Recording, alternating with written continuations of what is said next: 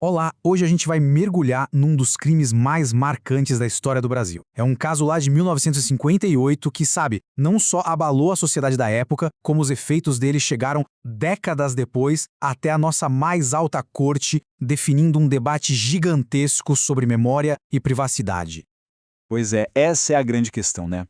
Como é que pode um crime tão antigo ainda ter o poder de mudar a lei nos dias de hoje? Para a gente conseguir entender isso, a gente precisa voltar lá para o começo de tudo. Tudo começa aqui, uma noite de julho no coração do Rio de Janeiro.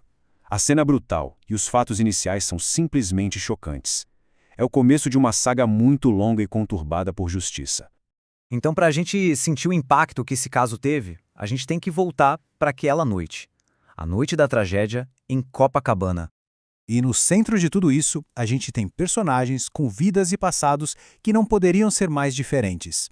De um lado, a vítima, e do outro, os acusados.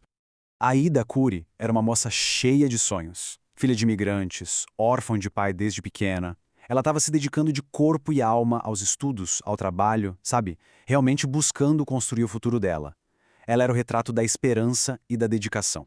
E o contraste com os agressores dela é gritante.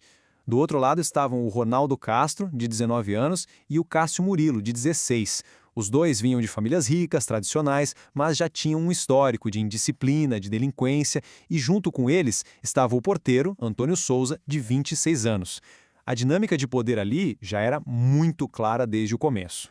Bom, com os personagens apresentados, vamos agora para os eventos daquela noite e para a tentativa desesperada de esconder a verdade.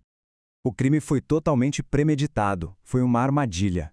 Eles pegaram os óculos e a bolsa da Aida para usar como isca, para atrair ela para dentro do prédio.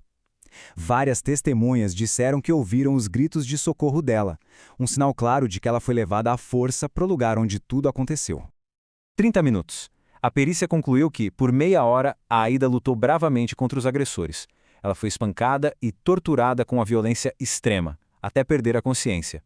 O ato final de crueldade foi, também, uma tentativa de encobrir o que fizeram. Ao jogar o corpo dela do terraço, eles não estavam só tirando a vida dela. Estavam tentando apagar os próprios rastros, forjando a cena toda para parecer que foi um suicídio. A partir daí, a luta sai das sombras daquela noite e entra nos corredores dos tribunais. Só que a busca por justiça ainda ia enfrentar uns obstáculos inacreditáveis. As provas físicas eram muito fortes. Elas contavam uma história bem diferente da de suicídio. O laudo da necrópsia detalhou os ferimentos de defesa e, o mais importante, encontrou marcas das sandálias dela do lado de fora do parapeito. Um detalhe que basicamente gritava que ela foi jogada e não que ela pulou. E essa tentativa de encobrir tudo foi sistemática. Além de forjar o suicídio, eles alteraram a cena do crime e, como a gente vai ver, chegaram ao ponto de inventar uma testemunha para criar um álibi que simplesmente não parava em pé. E, claro, o álibi desmoronou. O horário que o Ronaldo deu não batia com o de outras testemunhas. A descrição da suposta namorada estava toda errada. E o mais bizarro de tudo, a música que ela supostamente cantava ainda nem tinha sido lançada. Mas é aqui que a coisa fica, assim, inacreditável. Pensa só, haviam marcas de mordida no corpo da Aida. Já tinha um perito pronto para fazer a comparação com a arcada dentária dos acusados. Uma prova que podia resolver tudo. Mas o juiz, ele simplesmente barrou o exame. Disse que não era interessante para o julgamento. Dá para acreditar numa coisa dessas? Com um processo tão conturbado, não é de se espantar que os resultados dos julgamentos tenham sido confusos e, para muita gente, profundamente injustos. Esse quadro aqui resume bem a confusão. Depois de 3 julgamentos, as sentenças mudaram radicalmente. O Ronaldo, que no início foi condenado por homicídio, acabou sendo absolvido dessa acusação. O Cássio, considerado o assassino, era menor de idade, então cumpriu pena num reformatório. E o porteiro Antônio simplesmente sumiu. Então o ponto crucial é este. No final das contas, ninguém foi efetivamente punido pelo assassinato da Aida Curi. A justiça, naquele momento, falhou em responsabilizar os culpados pela morte dela. Mas a falha da justiça não significou o fim da história. Muito pelo contrário. O caso Aida Curi se recusou a ser esquecido e continuou ecoando por décadas na cultura e na lei brasileira. A linha do tempo desse caso é impressionante. O crime acontece em 58.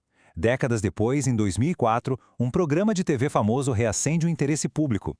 Isso leva a família a processar a emissora, e essa ação judicial acaba levando a uma decisão histórica do STF em 2021.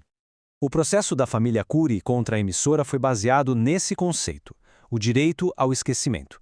Aquela ideia de que depois de um certo tempo, uma pessoa ou uma família deveria ter o direito de não ser mais associada publicamente a um fato, ainda mais um fato tão doloroso. E a resposta do Supremo Tribunal Federal foi retumbante. Por 9 votos a 1, os ministros decidiram que o direito ao esquecimento não é compatível com a nossa Constituição, colocando a liberdade de informação e o direito à memória histórica acima do interesse privado de esquecer.